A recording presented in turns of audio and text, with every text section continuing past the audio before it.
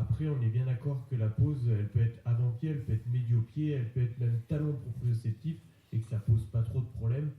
Mais on sait quand même maintenant qu'il y a les études qui nous montrent que la chaussure influence notre mécanique de course. C'est clair et net.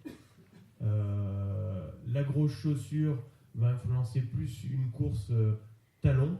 La chaussure plus minimaliste, alors c'est un effet de mode effectivement, mais en fait plus une course naturelle, on sait que c'est plus des gens qui vont poser plus vers l'avant-pied. Après, encore une fois, je suis tout à fait d'accord que la chaussure minimaliste, il ne faut pas la prendre comme un effet de mode.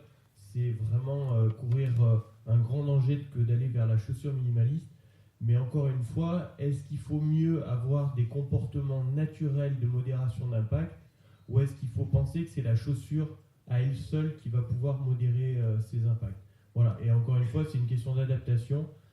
Faire attention au changement de chaussure s'il est trop important, dans un sens ou dans l'autre, du minimaliste au maximaliste. C'est surtout le changement qui peut être dangereux s'il n'est pas fait avec une règle de progression très importante. Comme passer d'une 2 chevaux et de Ferrari, quoi. Exactement. Après, je ne sais pas ce que tu entends par 2 chevaux et quelle est la Ferrari. Hein? Alors, quand tu dis avec une notion de progressivité, je ne sais pas ce que tu as en tête, progressivité, alors, mais on parle de... Pour moi, progressivité, c'est plusieurs années. Comme plusieurs mois, c'est sûr. Exactement. En fait, on a un très bon exemple. Passer sur du minimalisme. Ouais. Il y a eu un très bon exemple avec Five Finger il y a quelques années, qui ont fait un slogan en disant « Courez au naturel, vous serez moins blessé ». Leur transition, il l'a conseillé sur 10 semaines, c'était une catastrophe. Quelqu'un qui est habitué à la grosse chaussure et faire une transition en 10 semaines, quelqu'un qui fait un marathon, d'ailleurs ils ont perdu leur procès à cause de ça, parce qu'il y en a eu qui sont, de nombreux coureurs qui sont blessés, entre autres sur le pied, parce qu'en fait la chaussure minimaliste stresse énormément le pied et le mollet. Par contre, il faut être quand même conscient que quand on va se blesser avec une chaussure minimaliste, au niveau du pied et du mollet, c'est à cause de la chaussure. Par contre, si on se blesse au niveau du genou, de la hanche ou du dos, ça par contre, le lien avec la chaussure, on ne le fait pas trop. Et malheureusement, il peut y avoir un lien avec la grosse chaussure. Oui, c'est ce que disent un peu les kinés qui sont un peu sensés. Ils disent en fait, si même les gens qui sont partisans du minimalisme, quelqu'un comme Blaise Dubois, ils vous disent si votre chaussure vous convient et que vous n'êtes pas blessé, il n'y a pas vraiment de raison d'aller sur le minimalisme. Si vous avez des problèmes comme ça récurrents, alors peut-être, pas à défaut d'autre chose, mais peut-être ça vaut le coup d'y aller. Mais encore une fois, sur la progression sur plusieurs mois. Donc Blaise, il vous dit, vous allez courir avec votre chaussure minimaliste pendant 2 minutes. Vous revenez, vous mettez vos chaussures habituelles et le lendemain, vous faites 4 minutes, etc. Donc c'est vraiment de la progression. On n'est pas sur l'échelle des semaines, on est effectivement sur les mois.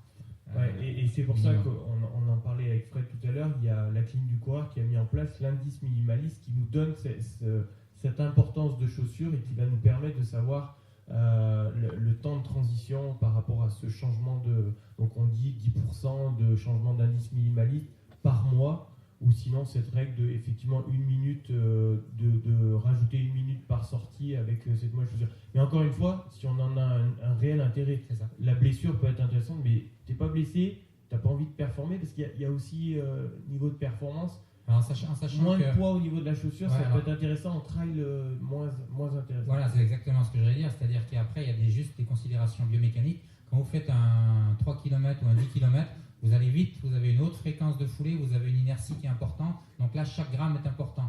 En ultra, vous passez 3/4 du temps à marcher. Bon, je vais pas dire qu'on s'en fout du poids qu'on a au pied, mais quasiment quoi. Les effets d'un point de vue simplement biomécanique sont pas comparables. Voilà, donc t'es pas blessé, t'as pas envie de performer, ne change pas ta chaussure, surtout pas par effet de mode. C'est ça, on est d'accord. C'est tout pour aujourd'hui.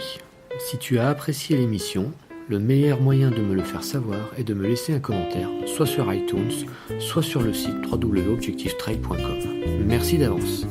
À bientôt pour une nouvelle émission et d'ici là, bon entraînement.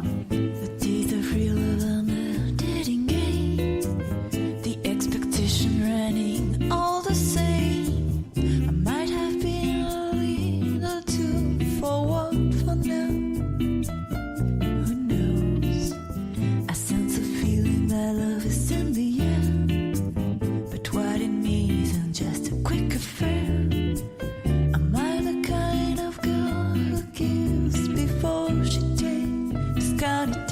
fait